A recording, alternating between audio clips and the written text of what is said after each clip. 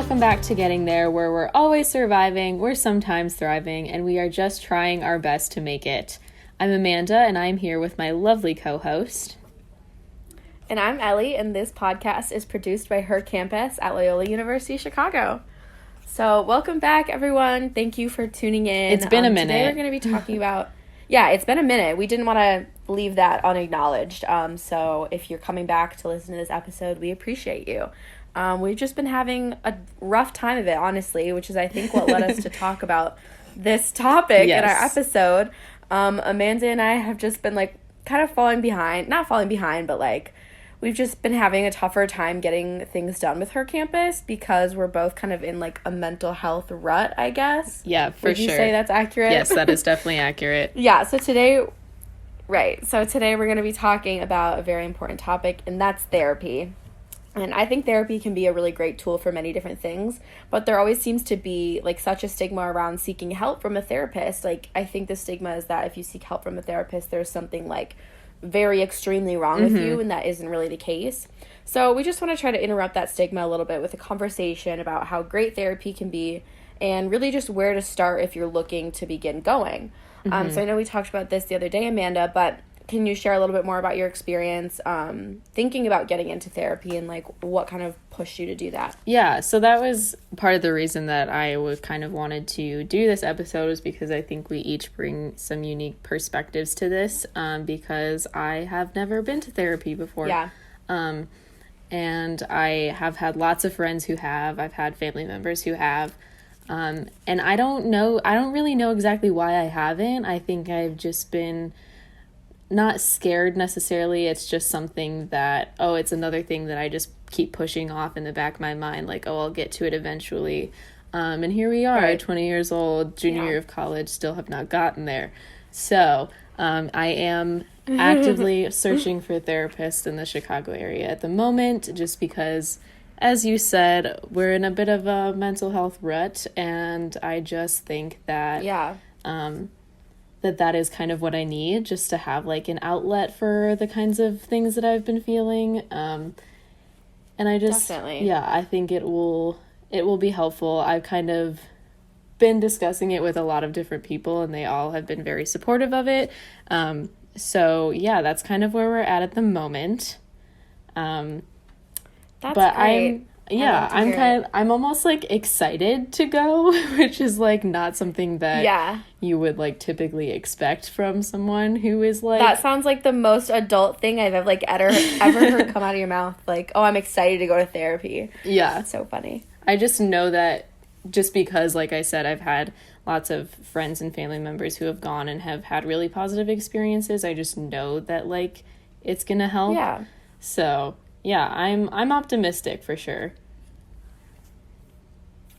That's good. And I wanted, you said you're a junior in college, you've never been to therapy, but I still think it's great that you're doing it because it's never too late to start. Mm-hmm. So just for anyone listening, I think that's a good thing to think about. No matter where you're at in your mental health journey or just your life journey in general, I think it can always be helpful. And I think after the year that we've had, amidst this pandemic and literally so many global crises that have gone on, I don't think there's one person that wouldn't benefit from a therapy session. Yeah, right exactly. Now, Exactly. You're spent this past year plus, we've been spending just so much time with ourselves. I think that was a big thing that kind of brought it back up for me, was that I have had some things happen in the past, and I just kind of have pushed it away and just kind of trudged on.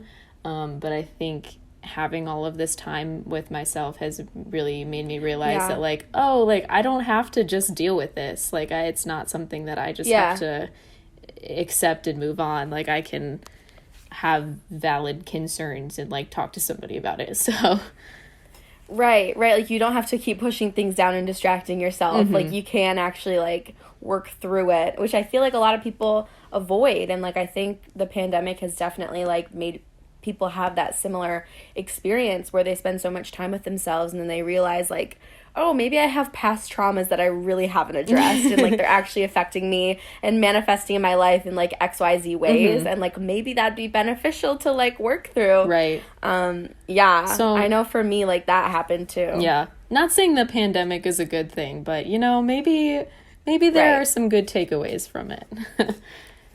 Yeah, we're just putting a positive spin on it, obviously. Yeah. Yeah. Cool. Well, I'm excited for you to find a therapist because you're excited, so I get to be excited as well. But I definitely understand that there's a struggle in finding a good therapist, I think. So as much help as you need, I'm willing to help because I've had experience finding therapists, and it's hard to find people in network with your insurance. Right. And therapy's expensive, so it's you can't pay out of pocket, and then sometimes you really just don't mesh with that therapist, and it feels like you can't really open up to them like you should be able to in a therapy session. Right. So yeah, I just think there is a lot of complications that can come and a lot of nuance there. And people who are just searching out therapists for the first time might not know about that. Right. I was gonna say, I think that might have been one of the reasons that I was kind of deterred from it in the past, is that I'm just generally not Sure. I'm more of an introverted person. Meeting new people in general makes me nervous, and just the thought of sitting down with someone that I've never met and opening up about my deepest life issues is it's scary.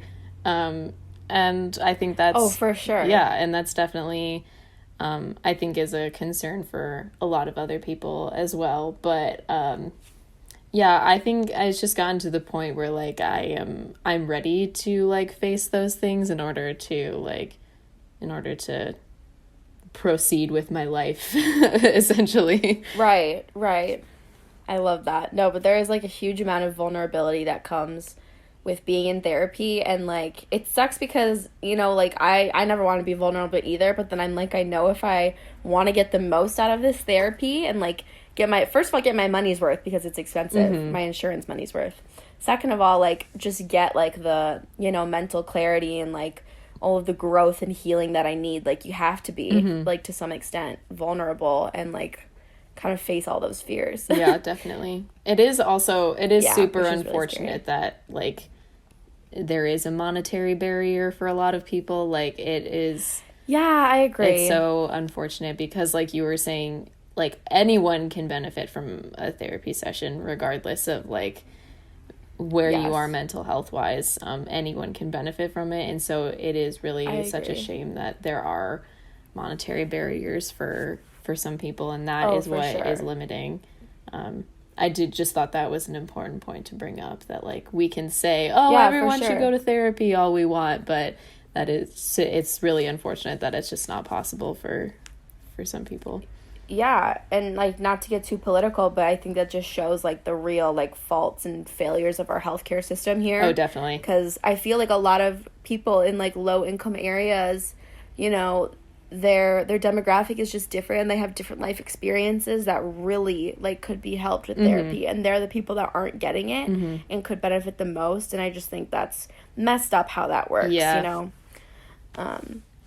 I know it'd be interesting to talk about a little bit about what our school does for therapy. I don't know if you really know any of the resources that Loyola does, but I know when I first came to school, they introduced the idea of phone therapy sessions, and you get a few free ones at the wellness center, which I never tried out because I've always had my own personal therapist. But what do you think about that? Do you think schools should be offering more mental health resources, or what's your opinion? Yeah, I definitely think that is a good start, having some phone interviews and things like that available. Yeah. I do know one of the issues I have with school resources like that is that they're not really meant for long-term kind of care, which that's very true. Which not everybody needs. So it is definitely a good thing to have for the people that are just struggling with the transition to college, or a very specific issue that's happening right now. I think that can be great for people like that.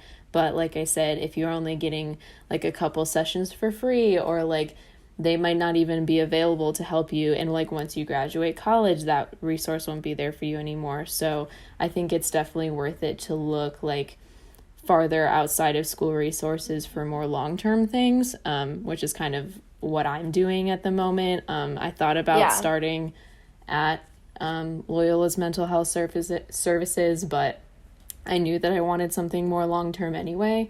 So I'm kind of like starting externally, but I think for other people, like this school services is definitely a very good place to start. Yeah, I agree. I know not all schools offer that, so I'm pretty thankful that Loyola does for people who need it. Yeah, it's great that they do that, but again, like you said, it is a very like, I don't want to say short term, but it's not made for long term, right? So it makes sense. Yeah, I think I appreciate, like you were saying, I do appreciate that Loyola has it. I think it really aligns with their whole like cura personalis kind of. I assume most Jesuit schools then would have it, since it kind of goes along with that. And I think it's relatively common at other schools. I don't know. Don't quote me on that.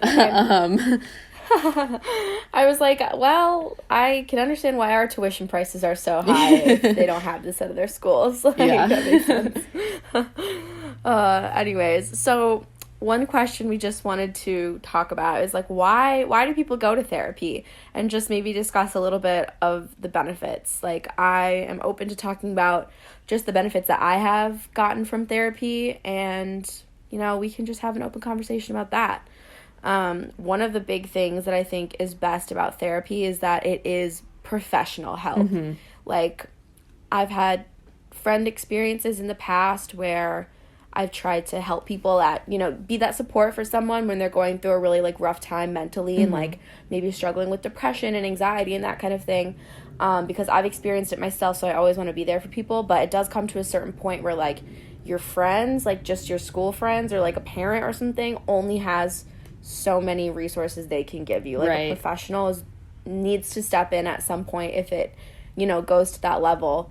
So yeah, I just wanted to point that out, and because I think it's really important to set boundaries with people. Like, you don't want to be their therapist. Like, that's not your job. Like, being a friend is so different than like being the person that they're spilling their life to 24/7. Like, that's the job for a therapist, and a therapist needs to help them work through those things.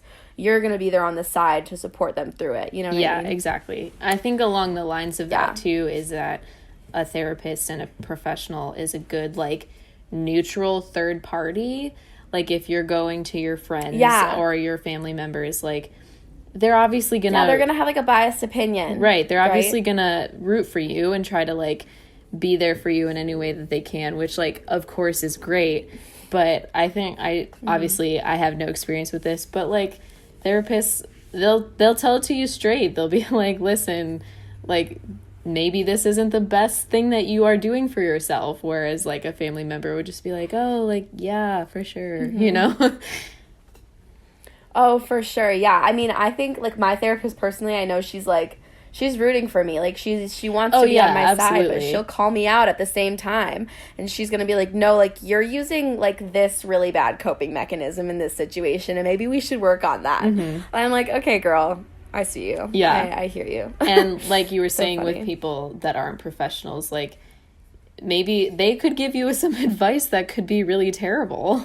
And like, you don't know this is true. What kind of coping mechanisms they use and like that kind of stuff. Like, things can just get very jumbled if you're talking to people that you shouldn't really like be dumping your personal problems onto, essentially. Yes, agreed. And I think that can like sometimes cause problems in like your relationships. Definitely. Because not everyone is prepared for that or has the mental space for that.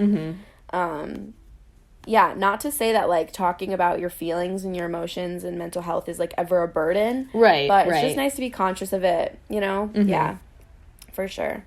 Another thing, I think like therapy just benefits like your use of coping mechanisms. Like, we've kind of used that word a lot, but like unhealthy coping mechanisms, we think of like drug use and like maybe, I don't know, like not taking care of yourself. Like, in therapy, I think you learn like really how to cope well with your problems, because a lot of the times, like, I think emotions come up and people go to the first thing that's going to give them like a quick fix and like relief from that like really intense emotion.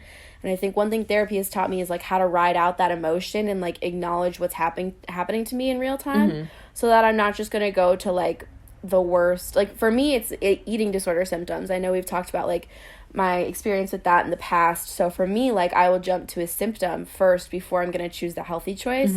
And therapy's taught me to, like, okay, we're redirecting from that, and we're actually going to choose this option instead. You know, and, like, the more you fire those neurons in your brain that are going to the healthy option, like, the stronger that becomes, and then that becomes the new behavior. Right, yeah. But it takes a while to learn how to do that, and I think the therapy is, like, what comes in and helps with that, for sure. Yeah, and then it also helps you identify, like, which things are working and which things are not, and you can, like, convince without therapy, you can convince yourself that, like, this one way is going to work and maybe it's not, and then you're not left with a whole lot. So yeah, and I think therapists present a lot of different options as well. Like, they just know so much about psychology and, like, the behavior of the mind in humans. Like, they just have such extensive knowledge about it that they, like, understand, like, how to help in those situations. Like, I remember doing this thing, it's called DBT skills, and it's distress-based tolerance skills, and they're basically just skills that you use when you're, like, having a rough time. Like, if you're having, like, the most intense emotion ever and, like, you just feel kind of, like, out of control with that, you go to your distress-based tolerance skills. There's, like, a variety of them that you can use for different situations, and, like, just, like, having that tool in your back pocket is really important, I feel. And it's helped me a lot. So just, like, having those concrete, like, answers that you can use when you're in a sticky situation, mental health wise. Yeah, definitely. Sure. That sounds awesome. I think kind of, like, along those lines, like you were saying, like, something concrete is that I don't know if this is technically, like, something that is good to say or not, but I think getting a diagnosis for mental illness can in a way be, like, very validating, because, like, you can go for so long having all of these feelings, and it's like, I don't know, like, am I the only one that feels like this, or, like, is this normal, blah blah blah. Like, you can be questioning your existence for so long, but then getting an actual diagnosis, you feel alone. It just really, like, confirms that, one, you're not alone, two, this is, like, an issue that exists, like, it's not just you malfunctioning or anything, like, it's a thing, right? So I think that is such a good point to bring up. I think that part of therapy can definitely be very helpful. Obviously, there are some negative impacts of that as well, like getting a diagnosis and being like, oh shoot, I actually do have this big burden that I have to carry now. But at least from my perspective, I think it would be more validating than not. Yeah, well, I think it's definitely validating, because for me at least, I'd rather know, like, what I'm carrying around than just be, like, shooting, like, you know, all my efforts at something that I don't really know how to conquer, because I don't know, like, what it is or how to deal with it. So I think it's very validating, and it can just, like, kind of point you in the right direction, because, like, if you know, then you know, like, what next steps to take in order to, you know, move through that, I guess. I also do just want to point out that, like, you don't necessarily need a diagnosis to recognize that you have mental health issues. Like, I think that's something that has also, like, deterred me from therapy before, is that, like, oh, like, no one has ever told me that I have these issues, that I should be seeing someone, so, like, I must not need to. But you can definitely, like, recognize those things in yourself, and you can... I mean, it's almost like having imposter syndrome, like, oh, I'm not, like, mentally ill enough to go to therapy. Like, you wouldn't be thinking about it if you weren't actually, like, needing the therapy, you know? Right. But you have to fact check yourself on that, because I think in our society, like, we don't praise, like, the going to get help. We praise, like, individualism and, like, quote, pulling yourself up by your bootstraps, and, like, we praise people just, like, getting through it the toughest way possible, I feel like.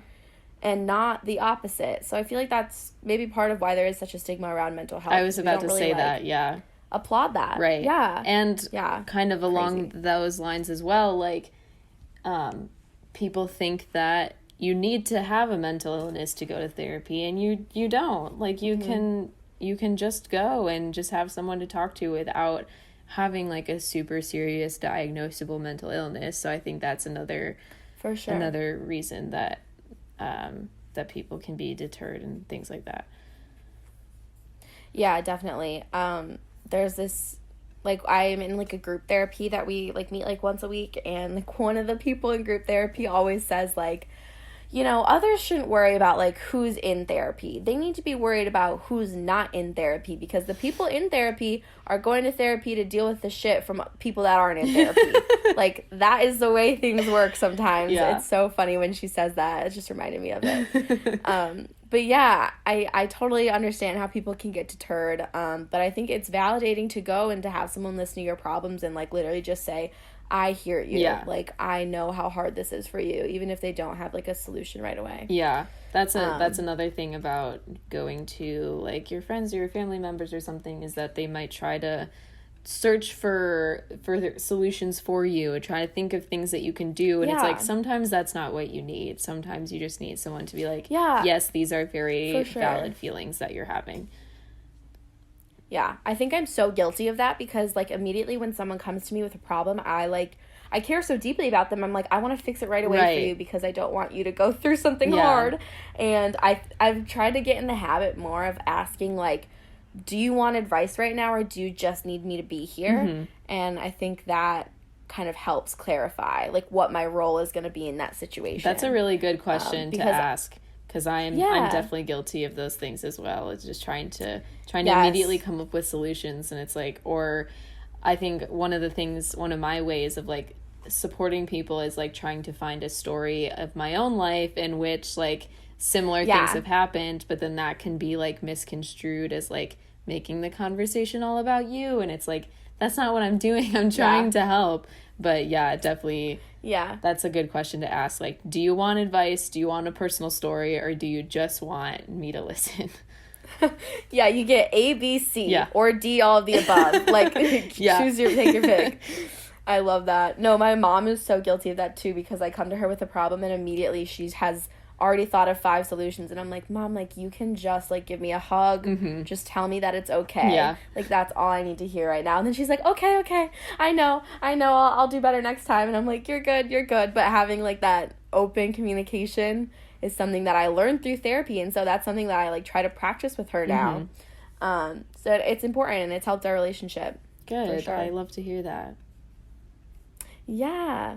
But we talked a little bit earlier about like setting boundaries with people, and you know, not offering the advice when you think people need the professional help. You know, and I want to come back to a point, like we have talked a lot about like women's rights, I guess, on this podcast, and we're going to talk about it more in a future episode. But I just see in so many like male female like heteronormative relationships that women constantly act as like a therapist for men and like all of their problems, because I think there is more of a stigma for men not to go to therapy too. Yeah, I think that's definitely accurate. And this is just a pattern and a narrative that I absolutely despise and wanted to talk about because I just want to bring attention to it. I think more and more like people on social media are seeing this and waking up to it. And so it's just important to talk about. Yeah, I can't say that I've ever personally experienced it, but I think you're definitely right in saying that there's more of a stigma for men to get like professional mental health care and just to like open up to their to their feelings in general. It really is such a shame that there is such a stigma around that, because that just leads to so many problematic things. So many problematic things. And so, I'm definitely here for, like, getting rid of the stigma around mental health care and feelings for men. Yeah. No, I bring it up, like, I've had so many friends and, like, with their relationships, like, their boyfriends, and with myself, too, like, my first boyfriend kind of had this issue, like, they just, like, dump all of their emotional crap on you and all of these problems and then gaslight you to make it look like it's like your fault that they did that, that they're feeling this way. And so they just don't know how to process their emotions. Like, I'm talking just from my own experiences and the experiences I've seen with like my friends and stuff. And so, yeah, I think it's just a pattern, especially in college women, of women being like the caretakers of like other people. A lot of the times that's their role. So maybe that's where it comes from. I think, but yeah, men need therapy just as much. Yeah. And I as think women in do. college especially, like you were saying, like you just want people to like you. Like you just want to make friends, especially when you're So first getting true. there. You will do anything to like get people to like you, even if it's like giving yourself an emotional burden and things like that. Obviously this isn't the case for everybody, but at least that was my personal experience. Yeah, no, that's really true. And a college is just one of the most difficult times in your life in general. Like, I feel like my freshman year was so hard for me. Yeah, it's such a and big it's hard transition. to prioritize your mental health during that year. Yeah, such a big transition. So it's like, how do you find the time to balance your mental health with changing every other aspect of your life at the same time and trying to do school? Yeah. You know, I think mental health gets pushed to the back burner for a lot of people. Yeah, definitely. It kind of goes back to one of our very first episodes about like burnout and academic fatigue. Like both socially and academically, it can be really easy to kind of just push your own mental health like on the back burner. And so I think that is, and especially with a big transition like college, it can be difficult to find resources and get like the therapy or whatever kind of care that you need. So I think that was also something for me as well, is like by the time that I was first thinking about therapy, it was like towards the end of high school, and I was like, well, I'm going to be leaving anyway. And then I got to college, and like I just got so caught up in everything else that it just, like I said, just got pushed to the back burner. So if you're in college, seek it out. Just do it. You'll be happy you did, Yeah. I think, at least. Yeah, I have to say, it was really weird. Like, I've always gone to therapy in person before this, and now, like, therapy's all online with the pandemic, and, like, I'd meet with my therapist over Zoom, and making that transition was freaking weird. Like, it was so strange. And now I can't imagine going back. Like, I'm like, I don't know what it's going to be like to sit in a chair again, like across from her and talk to her in person. Like, that almost makes me nervous. Yeah. Did you, I don't know. sorry if I'm allowed to ask this, did you start No, of course. Therapy like in high school, or did you start in college? Was there like a so I transition started you had therapy, to make? Yeah, I've gone through a lot of like transitions with therapists, I feel like. So I think it was my sophomore year of high school. Like, I live in Minnesota, and like anyone in the Midwest just knows that seasonal depression is like such a thing. Oh my gosh, yes. And I think just literally, and like I think that paired along with the regular depression of like going through puberty, and like high school is really hard, and like people aren't the nicest there. Right. Yeah, and so I've always had anxiety throughout my whole life, and I just never really was told like, oh, you have anxiety, but like I knew I was always nervous for no reason. I mean, that's a simplified way of putting it, Right. but you know what I mean. So yeah, I just remember, like, I don't remember how it started, but it just got so bad that I, like, told my parents. I think I was like, I just think I need to talk to someone. Like, I'm not doing well. I can't remember if I started that conversation or if they pushed me to do it. But they were supportive either way, which was really great. So I started just seeing, like, a regular therapist for, like, generalized anxiety and, like, moderate generalized depression, basically. And she was great. She was, like, kind of an older woman, like maybe in like her 30s. She was really cute. I loved her. And I would see her maybe like every 2 weeks or so. And it was just enough to like bring me back to where I needed to be mentally and finish out high school like that. I think I went on some periods like over the summer where I wouldn't see her for maybe like a month or so, and then I would get back in and we would just kind of like have a checkup. So I kind of took that as I needed it. And then I remember I left for college, and I thought I was doing really well, and I was excited to go, and I was like, I don't need a therapist right now because I'm moving, and I didn't even think to try to go find one in Chicago. So that year I didn't go to therapy at all, and that was actually the year that like I really fell into like my eating disorder and things got bad for me. And I like knew that whole year. I was like, I need help. Like, everything I'm going through right now is what I would be dealing with in therapy. But I just couldn't push myself to go because like I was so sick mentally. Like, there was no room for any thoughts in my brain besides like what I was eating and all of those weird eating disorder thoughts. So at the end of the year, when I like kind of came clean to my parents about like how I wasn't doing well with eating and everything, I was like, it's time for me to like go back to a therapist. Like, I know it is. But this time I got one that like specialized in eating disorders, and then they matched me to like a dietitian as well. Okay, got it. So I, yeah, so it was kind of like a double. Well, I actually went back to the therapist that I had seen in high school, and I told her what was going on, and she was like, I actually think you need like a higher level of care than I can give you because I'm not specialized in eating disorders. So that's when I added the dietitian, and then the dietitian was like, you need to go into like a program, basically. And so then in my program, I got a new dietitian and a new therapist, and I worked with them for a month before I was out of my program. And then they really helped me make the transition back to Chicago because I knew I was trying to go back to school. And as someone that just got out of like an eating disorder program, like that phase of not having the same support that you did is like very crucial, Right. where you need to get the support back so that you're not like falling into old habits. So they were really great about setting me up with a therapist, and like all of their like administrators took care of the insurance and stuff. It was nice. Oh, It was like that's the great. smoothest transition Yeah. I've had.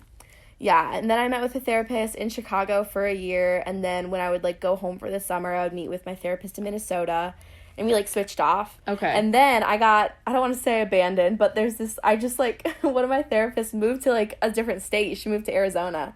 And I remember her like calling me, and I was like, I'm sad that you're leaving. Like, what do you mean you're like leaving me? Like, it was emotional because I had formed a really good connection Right, with her. yeah. Yeah, it was sad. And then she transitioned me to someone that she worked with like at her same firm, and so Okay. now that's who I see now. And like the fact that they were connected made me feel better about like seeing her because Yeah, she was able to definitely. kind of give her all of my history and like whatnot, and I didn't have to retell that a ton. So that's where I'm at now. It's been a long road, and I've seen a lot of different people. Thankfully, like all of my therapists have been great along the way. Like there hasn't been one that I never like liked. Yeah, that's good. Some I think I've been better than others. Yeah, I feel like I've heard some people have terrible experiences with their therapists, and like not all therapists are created equal. I'm just gonna Yeah. say that right here, right now. Yeah. But yeah, so take it from me, you don't have to be scared to transition therapists, and it's okay if you need to like move around and find the right one. Yeah, Yeah, that's my story. I have called it with a couple of my friends. We've been calling it therapist shopping. I love that. is, like, just add to cart. Add to cart. essentially. That's so funny. Therapist shopping. Yeah, I think it can be helpful to maybe like talk to them on the phone and stuff too, and just really like state what your needs are, because that's how they're gonna best find someone to match you, that you can talk to. Yeah, it's really good that But the one that you had said like, I am not capable of giving you the care that you need. Like that's a really good way to like Yeah. to do that just in general. Like Yeah. It's- And then it was, yeah. It's nice for that sure. she could Sorry, I didn't mean to interrupt no, you. you're good. It's nice that she could like acknowledge that and not like try to keep helping you and not do it in a way that was healthy for you. Exactly. Yeah, that was like very, the way that turned out was really great. I could have gone so much worse. And I think that was like a signifier to me too, like, this is not just shit you're dealing with from high school. Like, you have moved into a new level and you do need more help. And like, I don't think there's, like, now I understand there's no shame in admitting that, and at the time it felt like there was. Yeah. But like needing more help, like it's not something to be ashamed of. So Yeah, everyone keep that in definitely. mind too. Yeah. But another thing we wanted to talk about is if you aren't able to go to therapy, because I know, like we said, there are monetary barriers, there's insurance barriers, there's a lot of different things. I just wanted to go over like therapeutic activities that you can do just to help yourself when you're just having a bad day. Like, this is no way to fill in for actual therapy, but just things that I do and Amanda does that help us, Yeah. I guess. I wrote a few things down. Like, I love reading. Journaling, I think, is a great one because that can be your own little form of therapy. Art therapy, music therapy, going on walks, therapy podcasts. There are a lot of podcasts out there that are started by professionals, that can give you great information and resources on how to deal with things. So go listen to those after you listen to this podcast. I will say, I definitely agree. Reading is just a very like calming activity for me. Same with Yeah, and there's a lot of self-help books out there too. yeah. I don't know how great they are, but they exist. Yeah, I've never I have a very difficult time with anything that's nonfiction. But I will say getting lost in a good book is a very good way to kind of forget about the things that you are trying to forget about. I have really never been a big journal person, which is so weird for me because I love writing, but I have just never... That is weird. I've never, like, been able to get into journaling. I've tried it a couple of times, and it just... It's uncomfortable for me. It just doesn't do the things that I want it to do. Maybe I'm interested to see if your future therapist is gonna push you on that. Yeah, I'm interested too. Make you try it. Yeah, and I think maybe there will be a point in my life when journaling can be effective. It's just I'm not at that point at the moment. Yeah. Which I think is fair. Like you can definitely go through different like stages in your life where different things will work and different things might not. For sure. Art has definitely been a very helpful thing for me lately. I got like a mixed media kind of sketchbook, and I've just been putting the most random like paint blobs and stuff in there, and honestly, like, it's so nice. Even if it doesn't... I love that. Yeah, even if it doesn't turn out like a certain way, it's nice to just do that. I feel like you had mentioned like doing more artwork was one of your New Year's resolutions. It was, yeah. I'm definitely... Good for you! Yeah, I'm definitely doing that. I love to see It's not like a daily practice, but it's definitely like, if I ever have a free moment, I'm like, oh, I should paint something, or like one of my other resolutions was embroidering, and I've been definitely getting better at that. So yeah, I'm very excited about that. I've seen it on your Instagram. Oh, thank you. Yeah, it's been great. Yeah, artwork. I remember there was like the summer that I was like going through treatment and stuff, like I probably made 50 different friendship bracelets because I liked that as my form of therapeutic art, and I would just like sit at the beach and do it for hours. It was so nice.